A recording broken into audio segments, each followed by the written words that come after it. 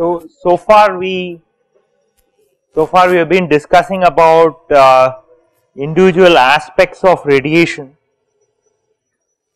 So now we are going to, from today's lecture for the next 3 or 4 lectures, we are going to look at radiation exchange between different surfaces.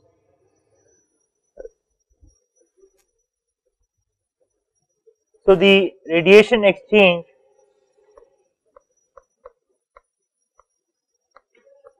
would depend on several factors. So the first one is obviously the geometric orientation. Depending upon the orientation of the objects, the radiation exchange is going to be different.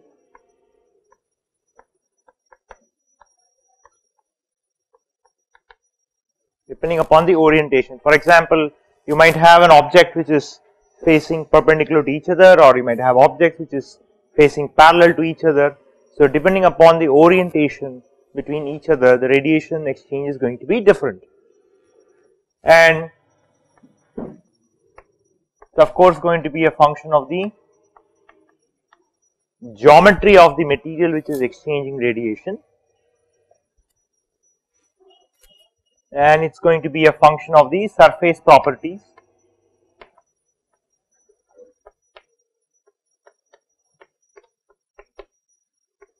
For example, emissivity, absorptivity, etc. And it's going to be a function of temperature.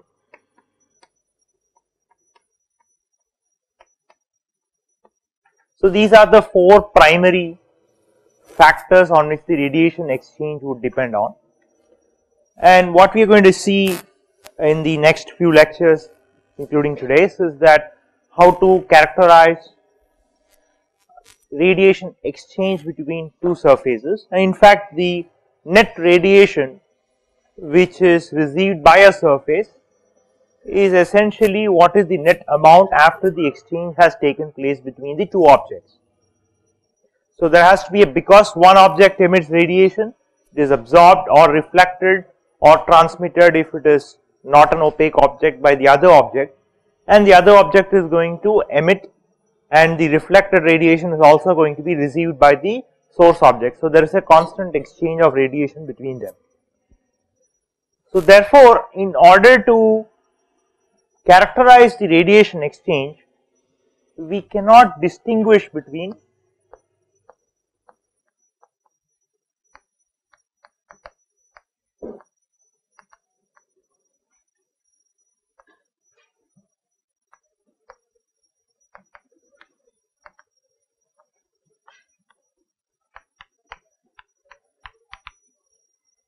so whatever net radiation that leaves a surface is essentially sum of what is emitted plus what is reflected. So the symbol that we will use is called J, which stands for radiosity.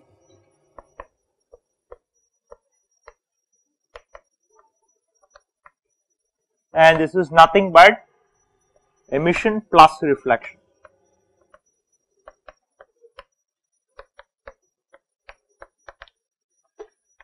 Emission plus reflection is what is called as radiosity, and one could certainly define the spectral, hemispherical, total, etc. All the gory integrals you can define for radiosity as well.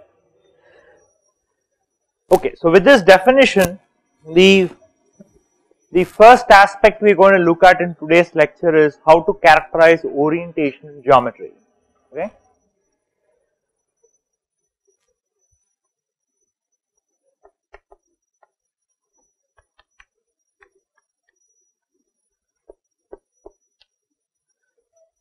So we need to define what is called a view factor, or it's also sometimes called as geometric factor.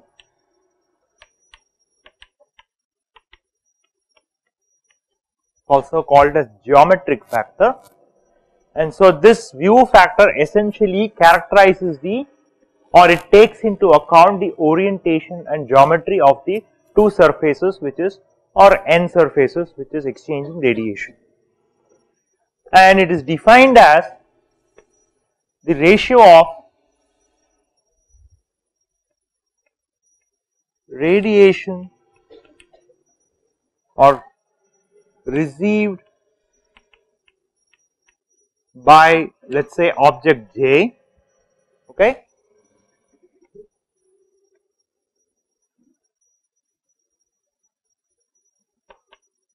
that is emitted by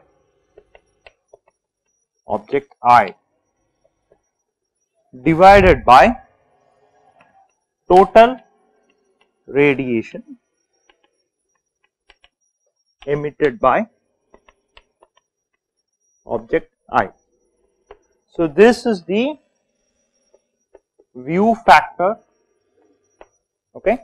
So, this term capital F is this symbol that we will use for view factor.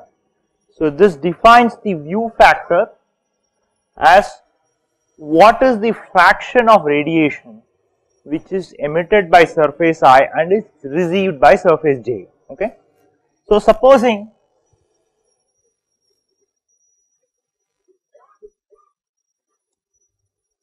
I have a point surface, okay,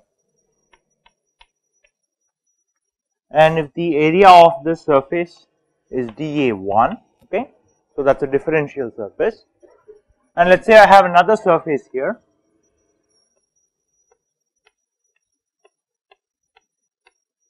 and the differential area is, let us say, dAi and dAj, okay, dAi and dAj, okay. So, if that is the line that connects the midpoint of the differential element, and if the distance is r, so the view factor is nothing but whatever is the total emission that comes out of this surface I and what fraction of that is received by surface J. Now, it is the geometry which actually defines what is going to be the fraction. The reason is that not all radiation that comes in all directions of this surface is intercepted by this object. So, it is only a fraction which is intercepted, and therefore, it cannot take all the radiation that comes out of this surface, it can only be a fraction, and that is what is defined as view factor. Alright.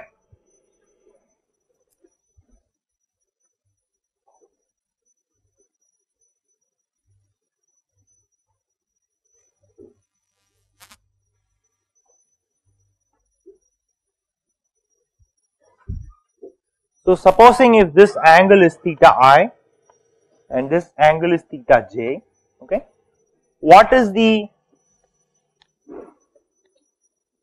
radiation that is emitted by surface I and received by surface j?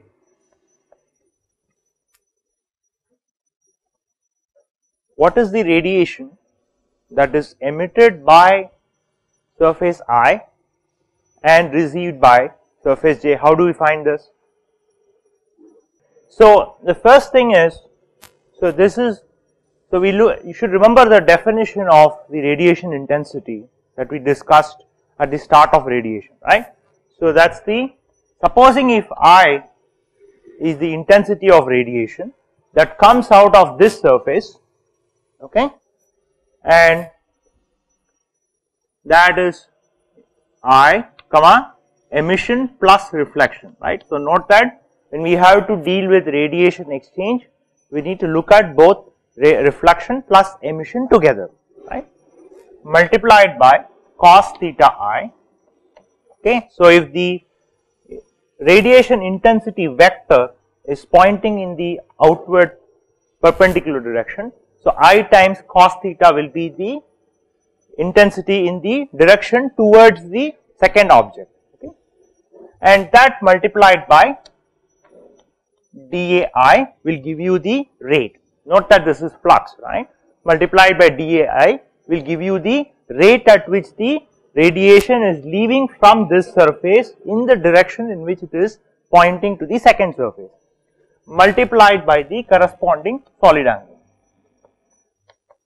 Multiplied by the corresponding solid angle will tell you what is the amount of radiation that is intercepted by this surface. So we need to find the solid angle that is subtended by this surface on that point object, and that solid angle multiplied by the rate at which the radiation is leaving that surface will tell you what is the differential radiation that is emitted by this surface and is received by the second surface. Okay. Alright. What is d omega Ji? What is the differential solid angle? What is the definition of solid angle? D. So note that dAj is pointing in the normal direction, dAj into cos theta j, right. So the area which is pointing towards the emitting surface is dAj into cos theta j, right. So the solid angle is dAj cos theta j divided by r square. Okay. So that is the differential radiation that is emitted by surface I and is received by surface j. Okay. So therefore dQj is I plus r cos theta I cos theta j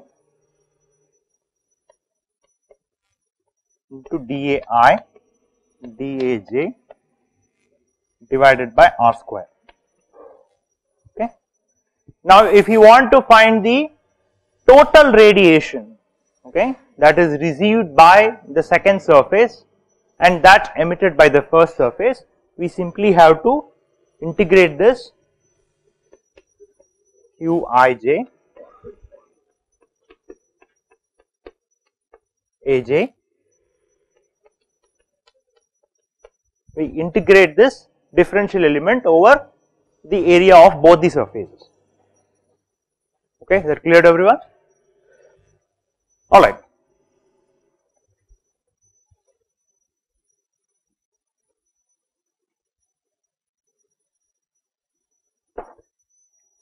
Now, the spectral hemispherical radiosity, okay, right, spectral hemispherical radiosity is given by, so the symbol I use is J. So supposing if the intensity were to be diffuse, okay, so it is a diffuse emitter. If the surface is a diffuse emitter,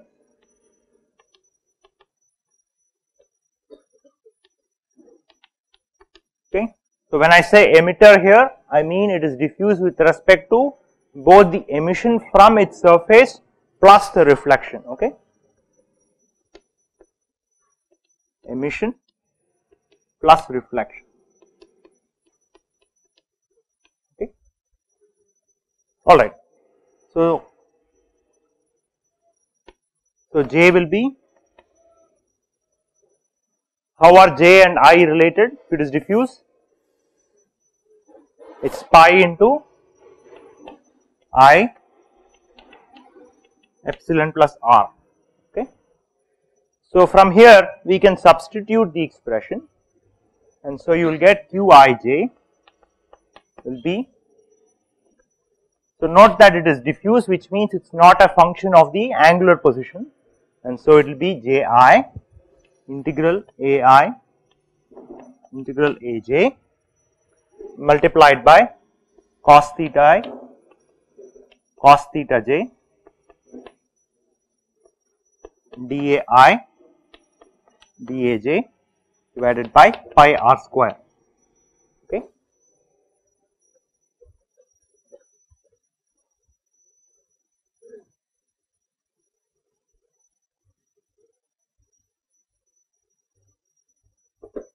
What is the total emission from the surface I?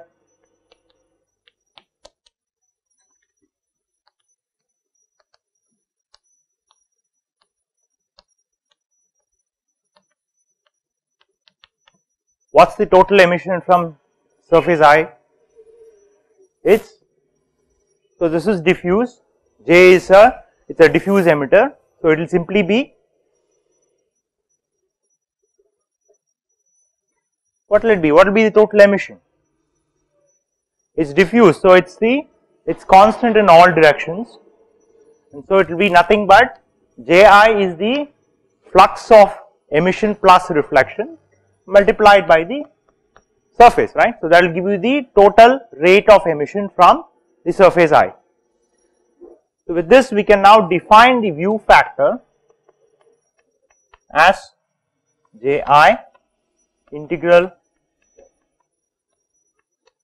Aj cos theta I theta j pi r square dAi dAj divided by Ai Ji. So note that this is valid only when it is a diffuse emitter, otherwise this J will go inside the integral and you will have to integrate over the whole area. So note that if it is diffuse, then the area scales out like this, otherwise you will have to integrate over the whole area, right, because the differential amount of emission plus reflection is not going to be dependent on the position. Okay, so now I can cancel out the Ji's, and so it will be Fij will be 1 by Ai integral Ai Aj cos theta I divided by pi r square dAj. So this is the general formula for view factor if the emitting surface is diffuse. It's very important. This is valid only when the surface is a diffuse emitter. Diffuse emitter is where the emission is now independent of the angular position. What will be Fji? What will be Fji? So that's the view factor for emission which is leaving surface 2. Maybe I will put the cartoon here. So here is surface J and here is surface I.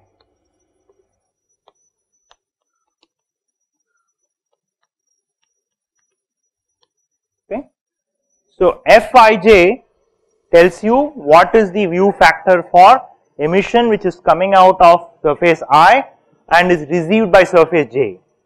Fji is emission coming out of surface J and that fraction which is received by surface I, right. So what will that be based on this expression? It will be 1 by Aj integral Ai Aj cos theta I cos theta j pi r square dAi dAg. Once again, this assume that it is a diffuse emitter. Okay.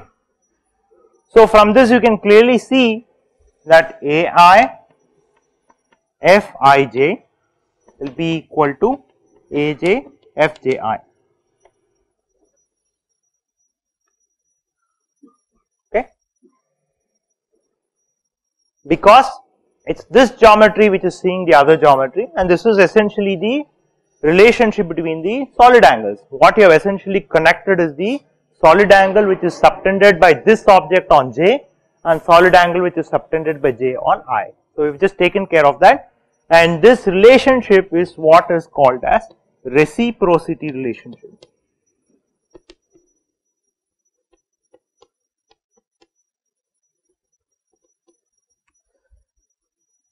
So it is very important to find these relationships. We are going to find a couple of other relationships in a short while. So the first exercise, whenever you get a radiation problem to be solved, the first exercise is to find the view factors. That is the first step when you want to calculate radiation exchange between any surface.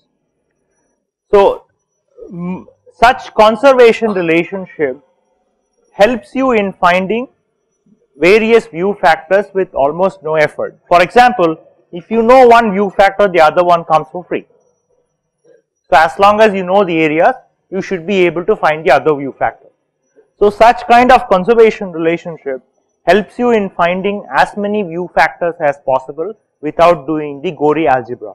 So if you know this, you don't have to integrate the expression again. Okay. Alright, supposing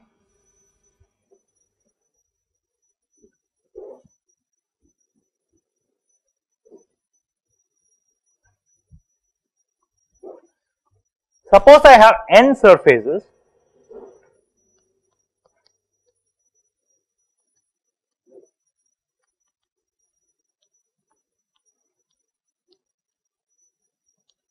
supposing I have n surfaces in an enclosure and it is exchanging radiation.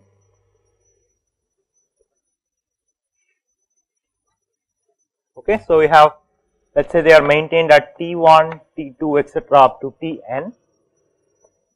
There are n surfaces and each of these have a surface area of A1, A2, AI and An in general. Okay. So now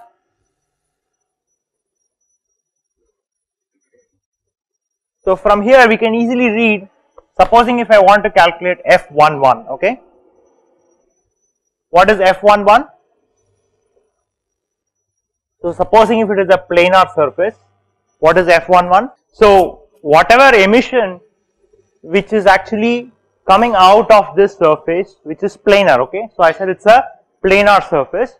So whatever emission that comes out of this planar surface is not going to be intercepted by itself because of the orientation, right. So F11 is actually 0, or in general one could say that convex surfaces, for all convex surfaces,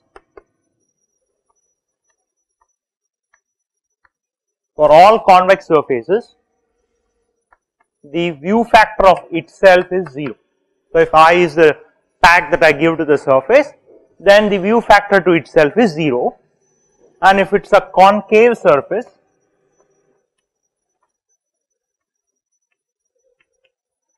Fii is not equal to 0. Okay. So that is an important observation. What about F sum of F11, F13, 1n? What will be the sum of all the view factors? Will be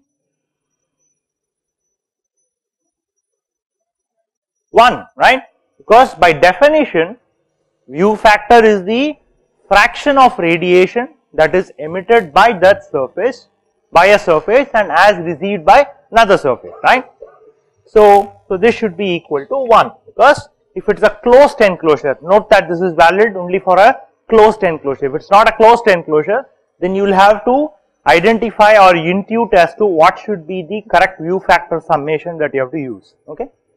We will see some example problems where you will get a much more clear picture as to what you should do when you have a open enclosure. Alright, so it is essentially F1i, I going from 1 to n, that is equal to 1. So this rule is valid for all the surfaces, right. So in general I can write this as Fki for all k going from 1 to n. Okay. So this rule is called a summation rule. This is called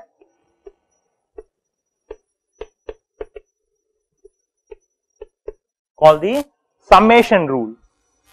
So if you know n minus 1 view factors, the nth one comes for free simply by using this summation rule.